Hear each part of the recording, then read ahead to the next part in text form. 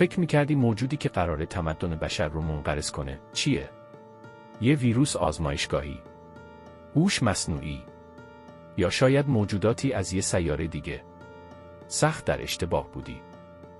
خطرناکترین تهدیدی که زمین رو تهدید میکنه نه از آسمان میاد و نه از کدهای کامپیوتری. اون همین حالا درست زیر پاهات در حال تکثیره. اگه اونا اراده کنن دنیا رو بگیرن، ما حتی فرصت نمی‌کنیم دکمه قرمز رو فشار بدیم. اونا سلاحی دارن که هیچ سیستم دفاعی حریفش نیست، نفوذ مطلق. همین حالا به ازای هر انسان روی زمین حداقل یکی از اونا وجود داره. فقط یک جفت از این مهاجم‌ها میتونه در عرض 1 سال 15,000 سرباز تازه نفس تولید کنه. یعنی یه ارتش بی‌پایان که نه خسته میشه و نه عقب نشینی میکنه. اونا نیازی به بمباران شهرها ندارن، اونا از درون ما رو متلاشی میکنن. فکر میکنی پناهگاه‌های اتمی امن هستن؟ دندونهای اونا از سرب و فولاد سخت‌تره. کابل‌های فیبر نوری و سیستم‌های ناوبری رو مثل کاغذ میجون.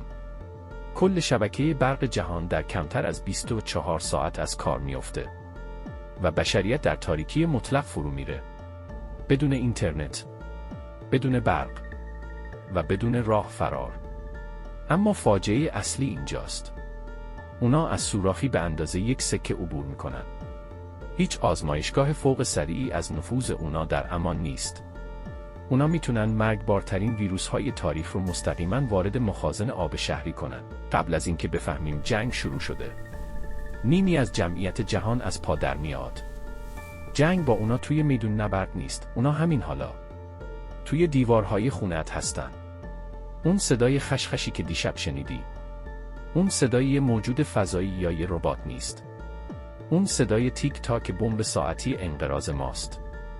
بیشتر مردم بهشون میگن موش، ولی اونا وارثان واقعی این زمین هستن. خب باورت میشد این موجود بتونه؟